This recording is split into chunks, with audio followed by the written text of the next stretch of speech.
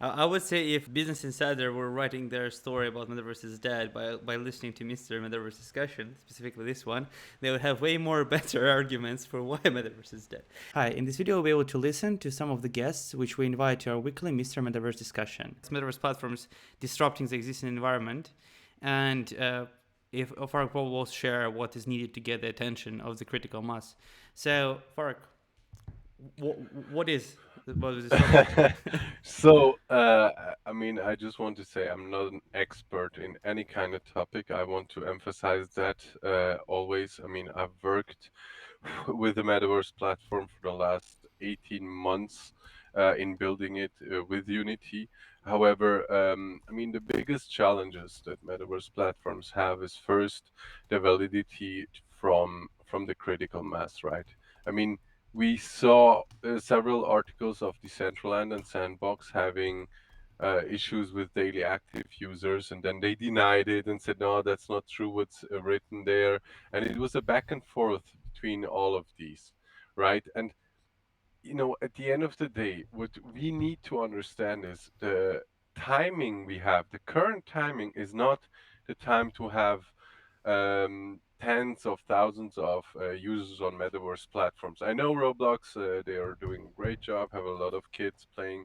However, if we're talking about the high quality next generation immersive experience where not only kids but people from all age ranges play, we need to understand that it still needs time. And everyone building a metaverse has to understand that it's all right to take time. It's all right if it takes 2, 3 years until we are there. I mean, next year we'll have a great addition due to one of the biggest tech companies providing an additional tool to create a different kind of experience. However, my general take is always to disrupt in this industry that is very, very young still. I know the metaverse in itself is existent since over 20 years. However, we have to change the perceived value of that because people now, what they think, like I'll just give examples from people around myself that are not that much into crypto. They hear the word metaverse and say, yeah, it looks like a game, but it looks very shitty. Who plays that, who does that, who goes into that, who would waste their time to go into such an environment. And we have to just understand, to disrupt in this current industry, we have like these two bigger blockchain based platforms like Decentraland and Sandbox, which I have to say they didn't do many developments so far in the last 18 months. From what I saw, maybe they're hiding something or building in silence.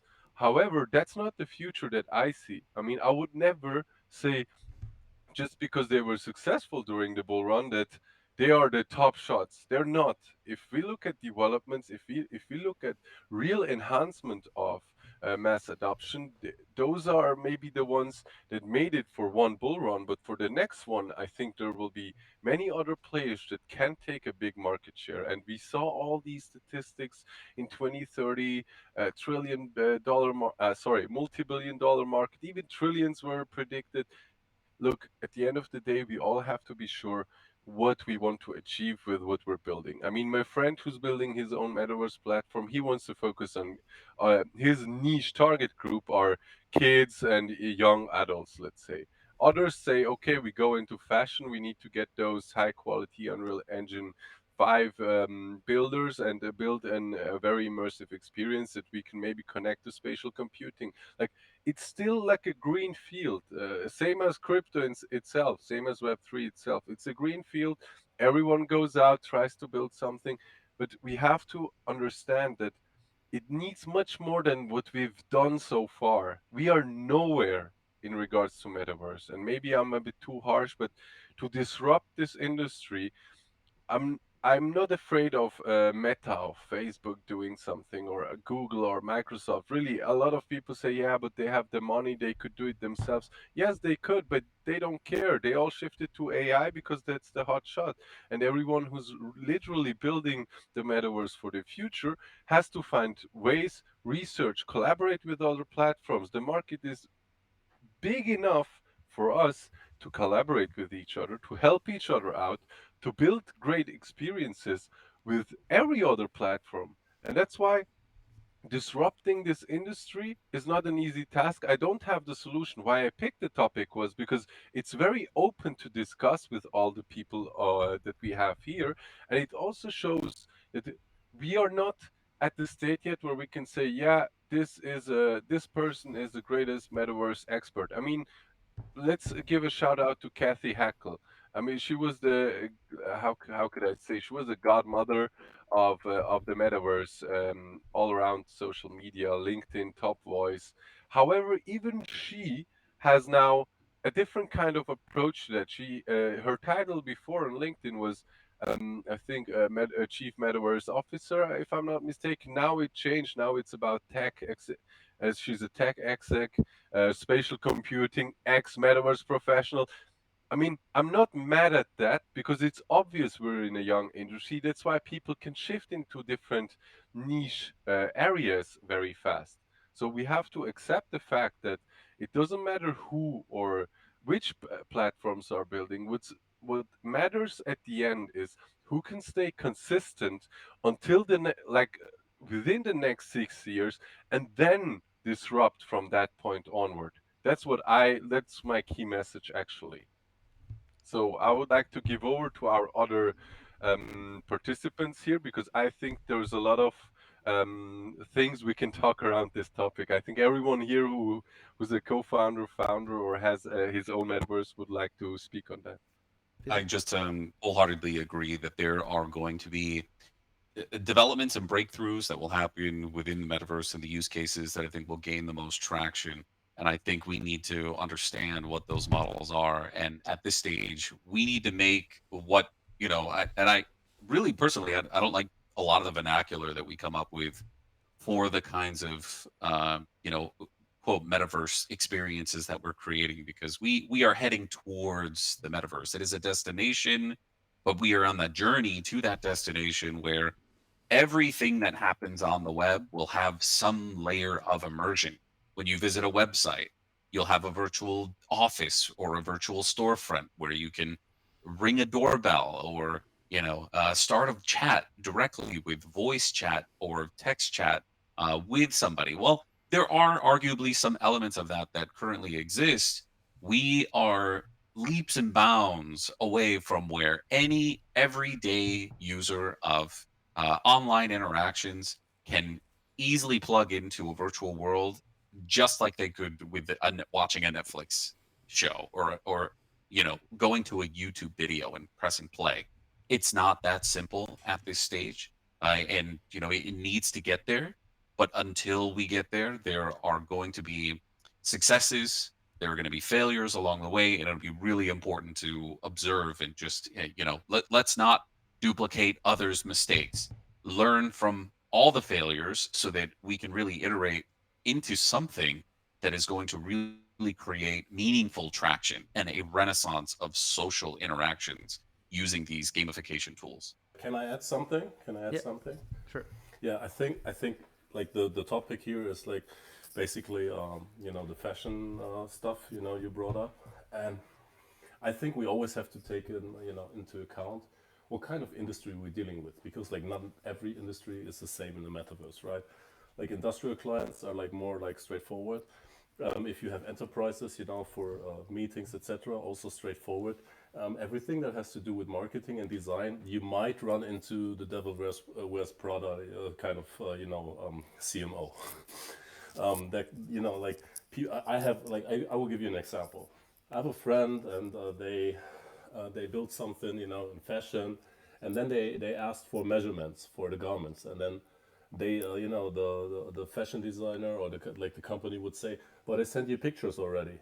But there's no way you can tell from the pictures, how big the garments will be, so you cannot adjust the size to the avatars, and like it's really important, right, like, to build it right. And sometimes the companies don't even want to help you build the metaverse, and that is another challenge that you have to master, and you have to be ready, that the client can be like so complicated that they will even act against their own self-interest. which is really baffling to me. But I think it's more like a trend within an industry that is fashion, which is more complicated because everybody wants to like make their mark, right? Other than like anything else. Like I would like to hear from you what your take is on that. Michael, and then I will go. We just crossed 40 subscribers mark yesterday. If you like what you're listening right now, please consider subscribing to our YouTube channel. It takes a second for you to do it. It costs nothing and it means a world to us. It shows us that we are moving in the right direction and we produce the right content. So thank you. Enjoy. Well, on that note that Dennis just actually made, and it's a good one. I mean, one of the things I find a lot in the metaverse space is, I would say, a bit, and please everyone don't take me too extreme, but it's a bit of a lack of professionalism and experience. And I say this personally because I find companies on the Web3 where people with certain positions should actually have a bit of a better mindset and experience. And suddenly they come with the spaces that they want to have.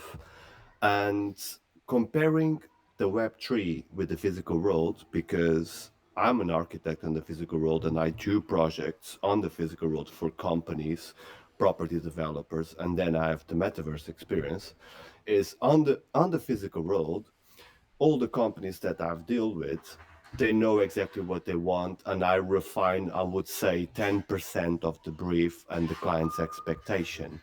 When it comes to the metaverse, I would say sometimes the brief of the space that they want, being a brand or even being just a landowner that wants to do something by himself, it can vary from 10% to 90% completely the brief once I give my input and I try to rationalize the brief. And we can see that a lot as well when we go into metaverse platforms, and where you can see that there's no proper thought behind the spaces. You wander around in the metaverse and you see a lot of spaces where actually you ended up there and you just get a bit lost.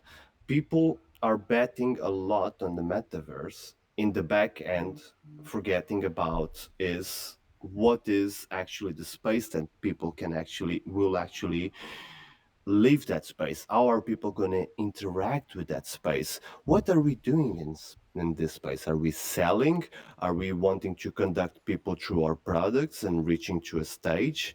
All of this normally is completely missed. And I guess everyone in here will agree that how many times it happens that you see a link with some event happening, you click on it, you go to that space, and your experience is not that great, and you ended up closing that bar, your Google Chrome, exiting the space without even going to what's the product you're selling. Is it a concert? Is you didn't even fulfill that because there's, in my opinion, everyone, there's no proper professionalism when it comes to understanding like that.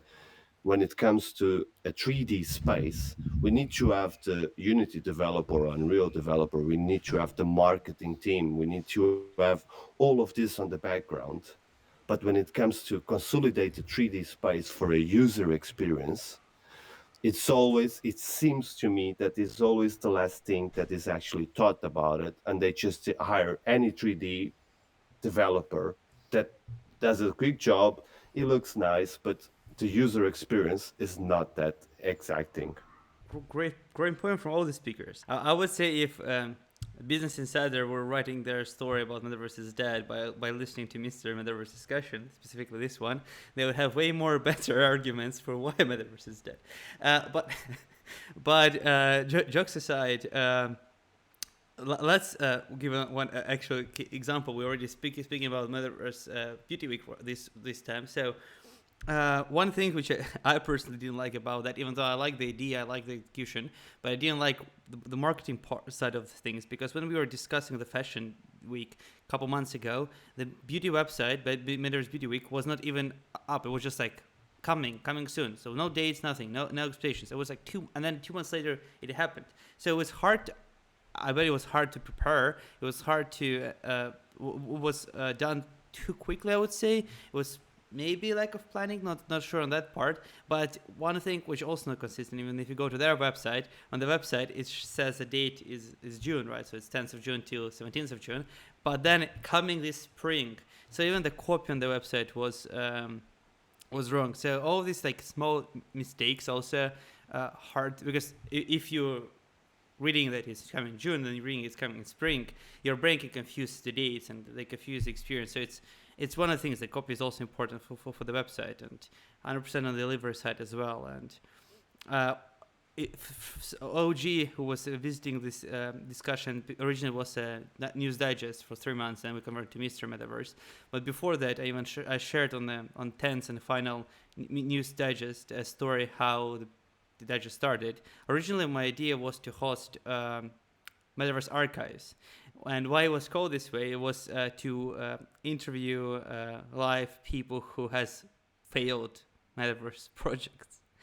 And I have found a lot of them, like really a lot, like hundreds plus. I called the mail and I warm email a lot of them, around 80, 90 people. And I got only one person who said maybe.